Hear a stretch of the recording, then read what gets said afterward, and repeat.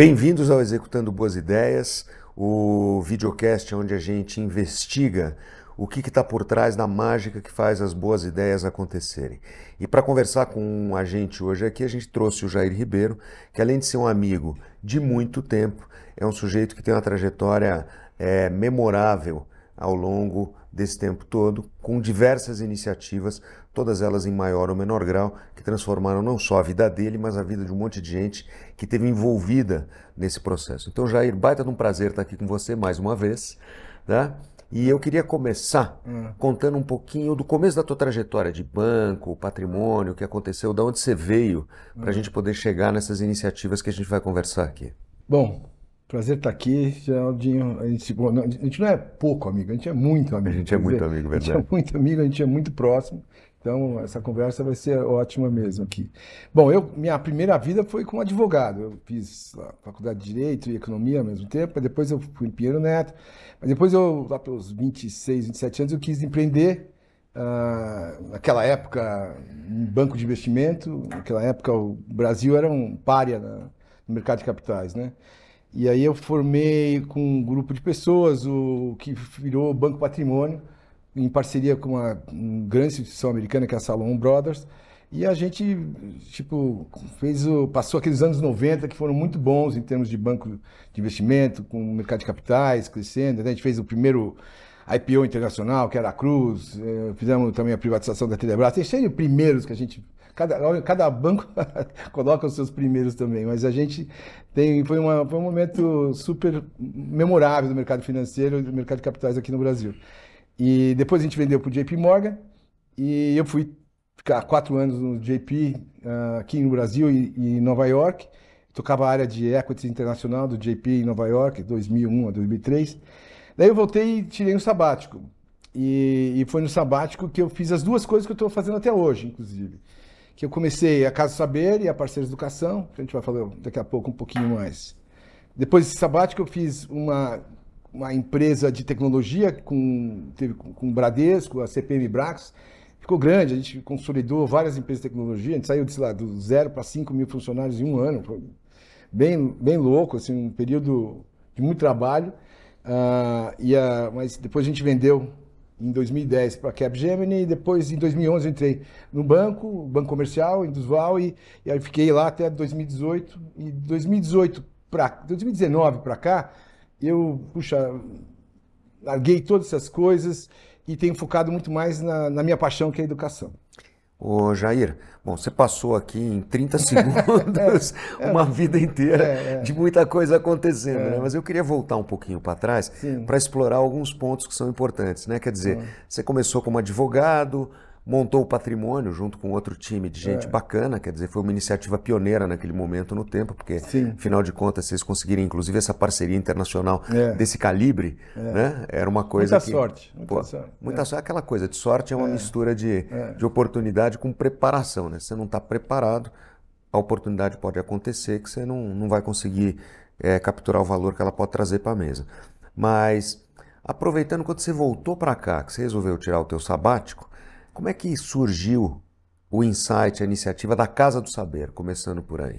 Então, eu comecei a trabalhar com 19 anos, assim, e dos 19 até os 36, eu não sei nem que música eu tocava em rádio, sei lá o quê, porque eu era muito trabalho, depois eu casei cedo, tive filho, era trabalho e família, então eu perdi os anos 80, por exemplo, de música, eu não sei o que os Silks, sei lá, eu nem acompanhei essa fase toda, porque eu estava muito focado em trabalhar, no execution, né, que é o tema aqui do podcast. Inclusive, a gente era mesmo obcecado por uma execução. Essa história de vida equilibrada, a gente, naquela época, Você nem sabia o que zero. era aquilo, né? Quer Não, dizer, zero. E mesmo hoje eu não acredito muito em vida equilibrada nas fases, depende das fases. Eu vivi aquela fase muito intensamente de trabalho. Mas eu sempre tive curiosidade para conhecer mais filosofia, estudar isso, estudar aquilo. Então, depois eu vendi o banco, depois eu passei uns 4 anos entregando o banco, tirando burnout e tudo mais, eu quis tirar um sabático e eu voltei para o Brasil. Poxa, falei, então agora eu quero pensar em outras coisas.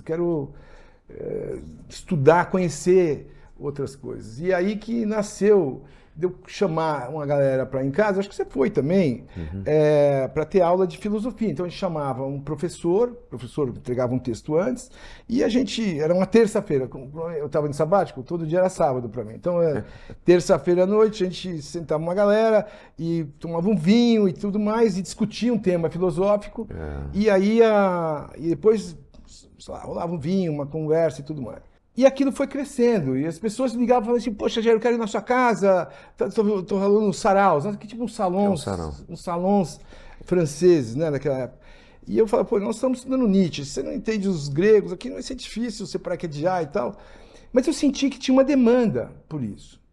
Mas, parênteses, só fazer tudo isso começou da tua curiosidade de conhecer um pouquinho mais, você estava aqui, você poderia ter voltado e ficado tranquilo, mas você começou a ser curioso em relação a isso e agregando pessoas em torno dessa iniciativa tua. Sim. E realmente, eu tive a oportunidade de participar de algumas naquela época e era muito legal. Era divertido. Porque era uma coisa que aguçava a tua curiosidade, teu espírito crítico, você conhecia a gente, você tinha a oportunidade de se expressar e de ouvir coisas inteligentes de professores muito legais. Você sempre teve essa pegada dessa curadoria, né, que foi uma coisa muito legal também. Né? E era uma linguagem acessível também, né? Quer dizer, você vai ler os filósofos no original, é muito difícil, mas de lá nasceu, acho que o espírito da Casa do Saber que vive até hoje, que eu acho que é quase uma obrigação do ser humano que passa aqui, sei lá, 80, 90, 100 anos na Terra e não conhecer a riqueza cultural produzida pela humanidade. Acho que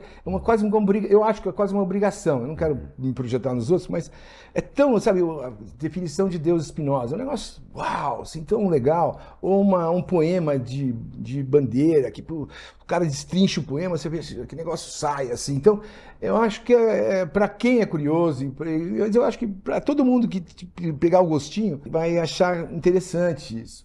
Então, não é uma forma que você precisa conhecer, sei lá, uma praia linda, uma montanha linda e tudo mais. Eu acho que você tem que conhecer também essa riqueza cultural. Foi daí que nasceu a ideia da casa. Daí eu juntei uma galera, o Celso, a Ana, a Maria Fernanda, o Pierre, quem mais que eu estou esquecendo? O Luiz Felipe. E a gente começou a bolar o negócio da Casa do Saber. O que poderia ser uma forma de provocar essa curiosidade no maior número possível de pessoas e mostrar que dá para você pegar o elevador e descer para outros subsolos, além daquela conversa rasa que está lá no dia a dia, né? Também, mas e também servir como conduir para traduzir aquela linguagem mais rebuscada, mais acadêmica, para uma linguagem acessível para essa galera, para o pessoal em geral, para as pessoas em geral, e compartilhar essa beleza que tem dessa riqueza cultural. E aí nasceu a casa.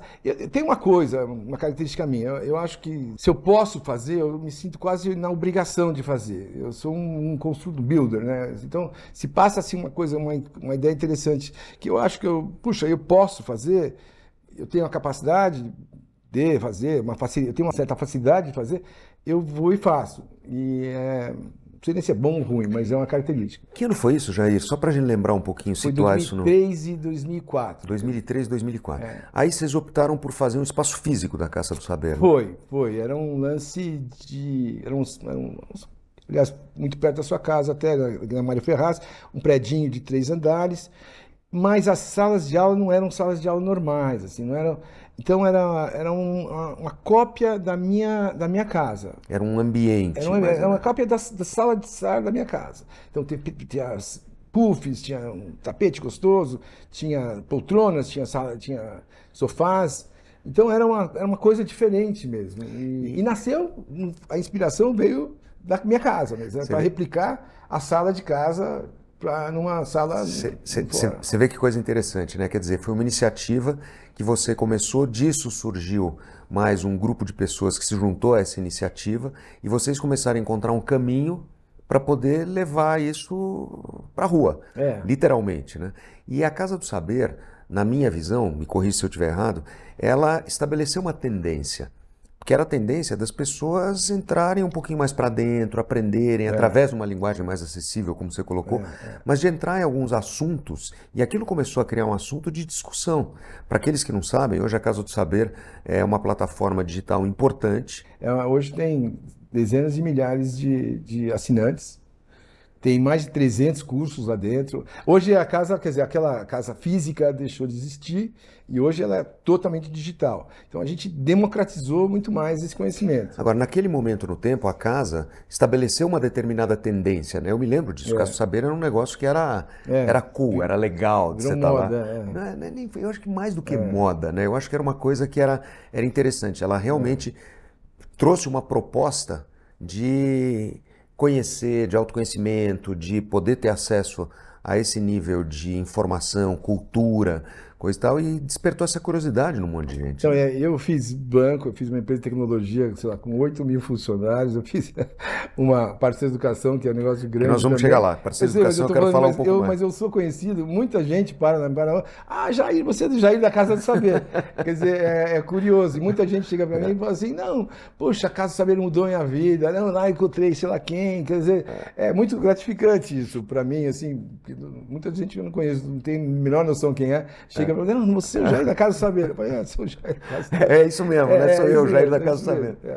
Você faz outras coisas um pouco, relativamente bem maiores do ponto de vista de impacto, mas a casa foi... Mas eu acho que a Casa do Saber tem uma característica, e aí eu falo isso, ouso dizer, porque eu te conheço razoavelmente bem. Você é um cara que é muito inclusivo. Você sempre traz as pessoas para dentro da tua casa, você quer participar, você tem essa característica. E a casa também tem essa característica. Tem. Ela sempre foi uma coisa muito inclusiva. Gregária, né? Gregária, inclusive de ter essa forma. Tem o vinhozinho também é bom. Pô, ajuda, né? Opa. Ele lubrifica a conversa.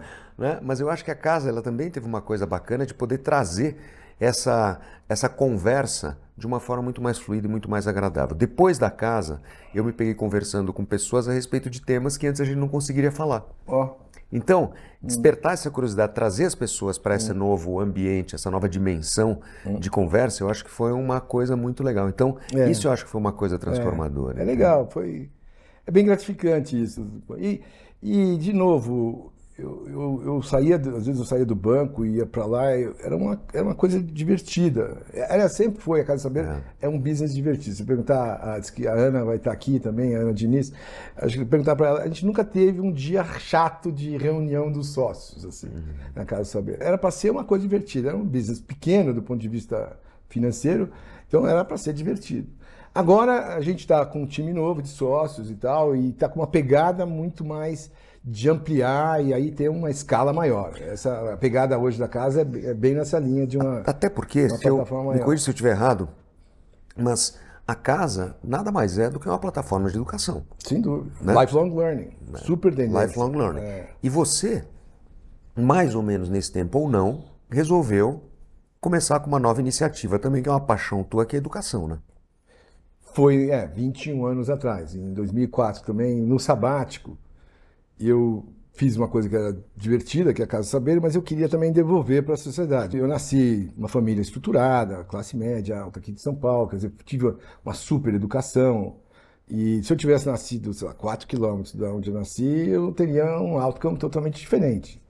Eu morei lá no Morumbi, eu ia estudar na escola americana, eu passava todo dia pelo Paraisópolis ali. Então eu vivia numa bolha.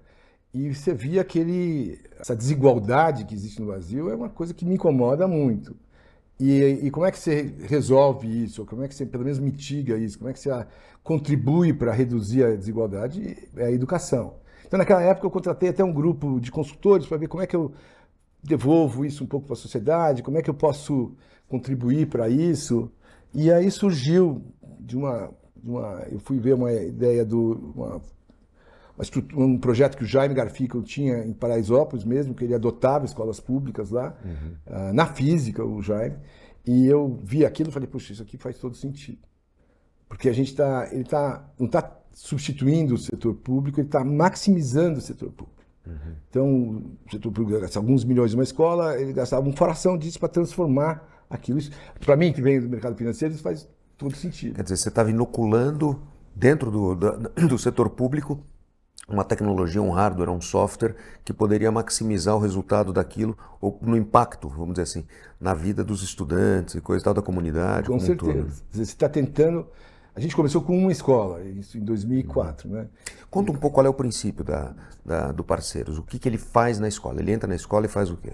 Então, a gente chega na escola e faz uma escola pública, se o diretor quiser, quer dizer, um processo por adesão, e a gente chega e desenvolve com a equipe gestora um plano, e com os professores também, um plano para a escola. Para atingir determinada meta de melhorar o índice educacional. Quer dizer, o que a gente quer é que as crianças aprendam mais. E manter a permanência. Deve ter mais uma série de outros KPIs que vocês analisam lá A também. gente analisa vários KPIs, mas o objetivo é que elas aprendam mais. Então, sabe, frequência, o professor da aula, quer dizer, tudo isso é o meio para que o aluno aprenda mais. Então, esse é o objetivo final, onde a gente mede o resultado, se deu certo ou não, se o aluno aprendeu mais. E, inclusive, também, para que o aluno aprenda mais, você tem que desenvolver as habilidades socioemocionais dele, quer dizer, as não cognitivas. Então, não é que a gente só ensina português e matemática, a gente também procura desenvolver essas habilidades, chamamos habilidades do século XXI, mas isso aí são as mesmas habilidades do século XX, XVIII, XIX, quer dizer, o cara ter resiliência, vontade, tudo mais é comum a todos esses séculos. Então a gente desenvolve isso. Como que a gente faz isso? A gente mexe em 4 pilares. O primeiro é na gestão. Então a gente trabalha com a equipe gestora para trabalhar um plano e um mecanismo de gestão voltada para a atividade acadêmica. Então, porque hoje o diretor de escola e o vice eles estão muito focados na parte administrativa e tal, isso toma muito tempo. E a gente quer direcionar para que ele foque muito mais na sala de aula, nos professores, no material didático e tal. Essa é a primeira. A segunda é na parte pedagógica, que é a mais relevante hoje. Então, formação dos professores, material didático, programas de reforço, tutoria. Quer dizer, são coisas ligadas à parte de desenvolvimento acadêmico das crianças. Então, essa é hoje onde a gente gasta, sei lá, 80% do recurso que a gente bota. O terceiro, que era muito importante há 20 anos atrás, era na parte de infraestrutura. Então, há 20 anos atrás, a gente chegava nas escolas, estavam horríveis, não tinha papel no banheiro, não tinha os banheiros sujos. Tá? Hoje, tem dinheiro. As escolas hoje recebem uma verba boa do governo para fazer tudo isso. Então, isso a gente foi medindo, não tem impacto no aproveitamento do aluno. Cruzado, você pinta a escola, faz uma coisa gigante na escola e não mexe na parte pedagógica, não tem impacto. E no quarto pilar, que é o mais difícil, é envolver a sociedade, a comunidade e as famílias na vida escolar. Essa é a parte mais desafiadora que a gente tem hoje para fazer e é super importante, porque isso também impacta no aproveitamento do aluno. Agora, dá uns números para a gente, Jair, para a gente entender um pouquinho o tamanho. Você começou como escola, que você fez aquele piloto lá atrás, e que ano foi isso? 2004? 2005? 2004. 2004. E hoje, quantas escolas a Parceiros impacta diretamente? Então, a gente começou em uma escola lá, depois peguei os amigos, o Moise Político, um amigo nosso, pegou uma escola, depois a Ana Diniz também pegou uma segunda. A Ana está no nosso conselho até hoje. A Ana é super parceira, na casa, e até os amigos, eu acho que eles nem queriam mais pegar minhas ligações, porque eu queria vender, eles pegarem escolas. Bom, mas sei lá, 20 anos depois, nós estamos em 740 escolas. 740 escolas. 740 escolas. Impactando uns... 440 mil alunos. 440 mil alunos a Parceiros impactam. Diretamente. Então, a gente tem parceria com escolas, com diretorias regionais, quer dizer, a rede estadual é dividida em 91 diretorias regionais, a gente está em 5 diretorias regionais, e a gente trabalha com vários municípios. E por que é assim? Porque a gente quer entender o que rola na escola, a gente quer entender o que rola no nível da diretoria e o que rola no nível dos municípios, as redes municipais.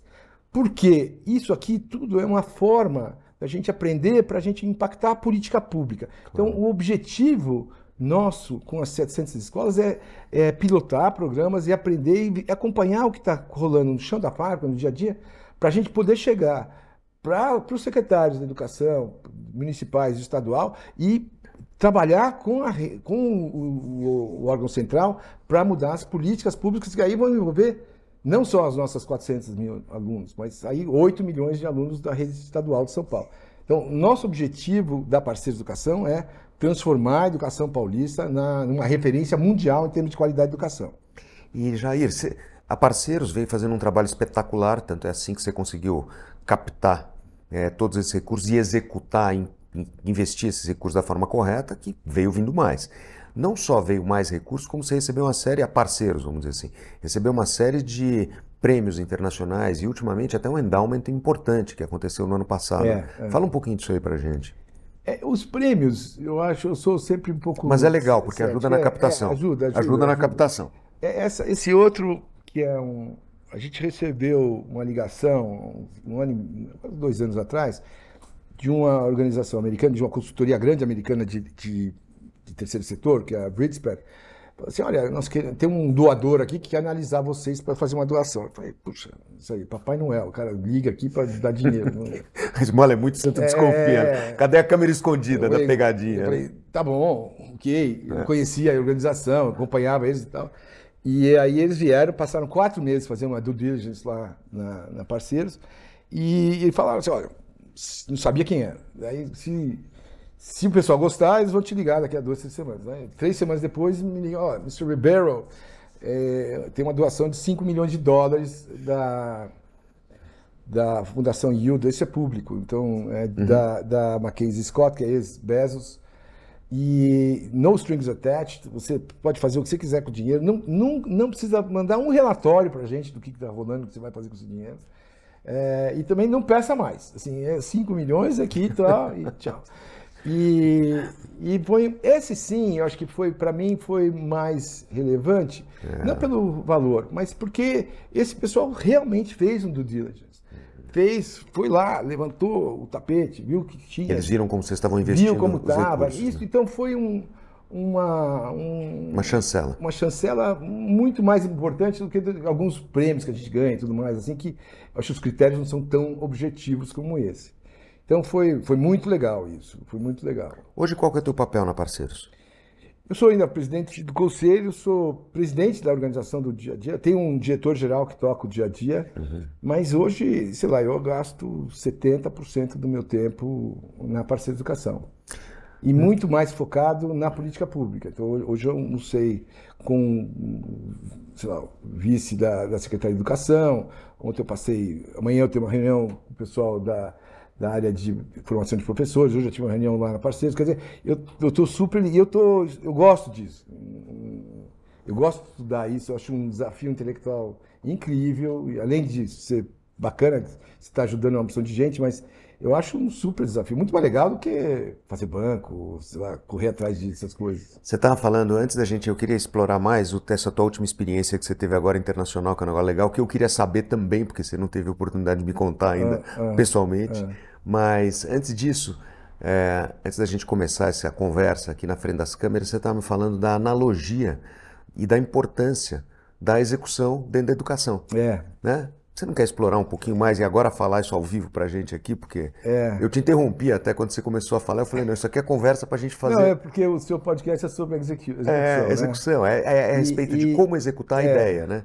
E o que é. Tem até uma frase do Alexandre Gama, meu ex-sócio, que você conhece bem, que falou assim, a execução é uma arte, entendeu? Da qual a ideia é uma parte. Eu achei isso interessante, né? Mas enfim. No mundo corporativo, quer dizer, é um mantra já. It's all about execution. Execution. É um mantra já. Tem livros sobre isso e tudo mais. E é curioso, porque eu tinha um banco.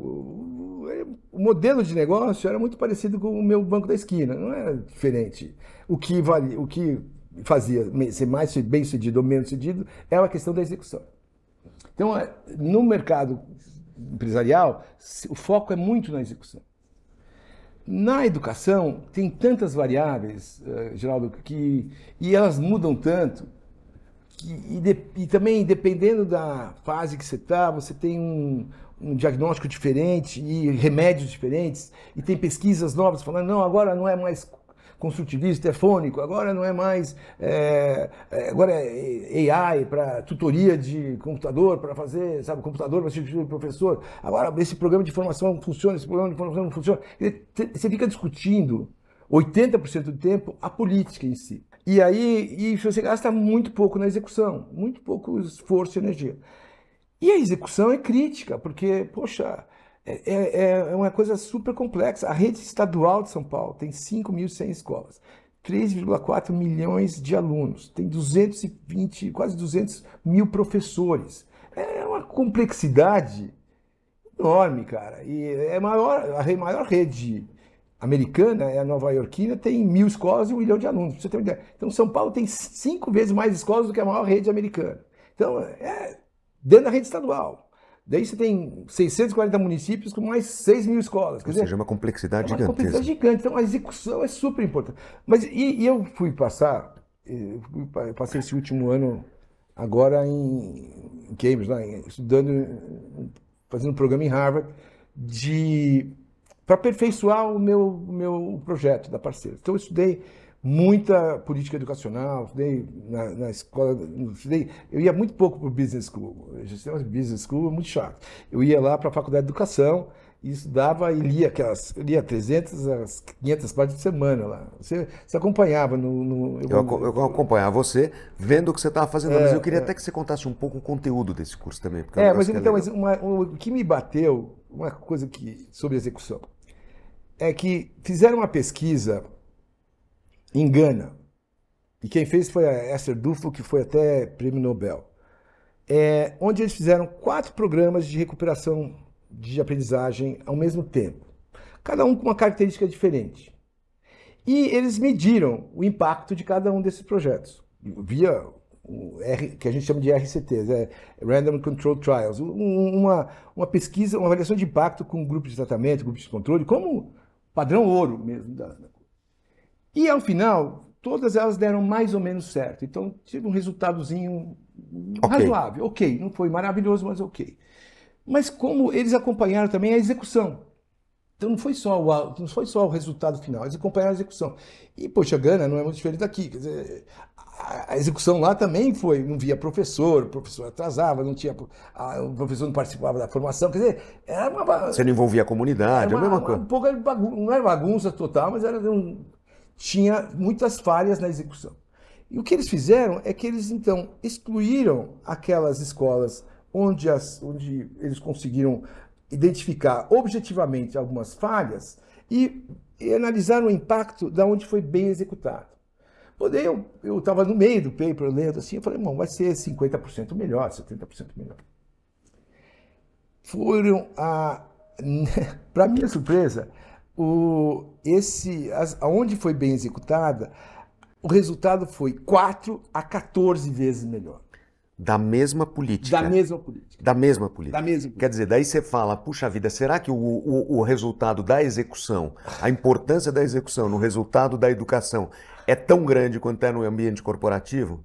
E na verdade Então, isso para mim, é uma coisa, eu falo isso hoje, parece uma coisa meio óbvia, mas não era tão óbvio assim. E não é tão óbvio no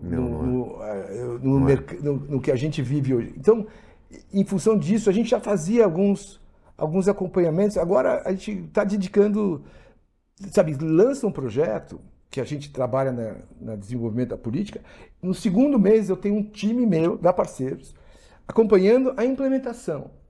Para dar um feedback, sabe, quase real como se time. fosse um engenheiro de obra para acompanhar ali. E para dar feedback, olha, puxa, não chegou atrasado aqui, ou esse negócio não funciona, para acompanhar a execução e para fazer melhorias assim no processo e não esperar o resultado final. Isso te permitiu setar a tua bússola ali para onde você tem que olhar mesmo. Gozado, porque a ideia da leitura desse paper não era essa. A ideia da leitura do paper era analisar programas de cooperação de aprendizagem. Daí eu lendo o paper, eu falei assim, não, mas eu não me preocupo menos com o programa em si, porque isso varia, é muito próprio lá de Gana.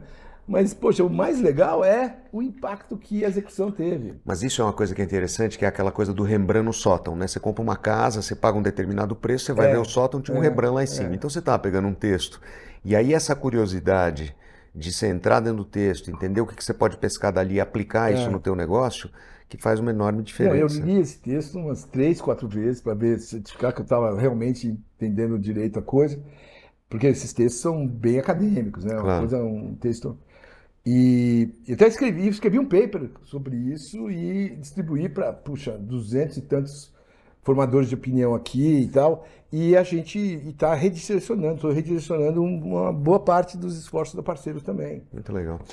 O Jair, me conta um pouco o que foi o conteúdo desse. Agora, a curiosidade minha mesmo, tá? O que foi o conteúdo desse curso? Você passou um ano lá? Esse curso é um programa que já tem, sei lá, a 17ª versão dele, cohort dele. Eles reúnem 40 caras do mundo inteiro que foram, sei lá, líderes nas suas atividades no mundo privado, que querem, na terceira fase da vida, migrar para fazer um projeto social para mudar o mundo. Mais ou menos na linha do Arthur Brooks, assim, do From Strength to Strength. Bem na linha do Arthur Brooks. Aliás, o Arthur Brooks deu várias aulas para o grupo. Olha que legal. Várias aulas para o grupo. E todo mundo tinha que ler o livro do Arthur Brooks antes de... From Strength to Strength. Ele distribuiu o livro para todo mundo antes.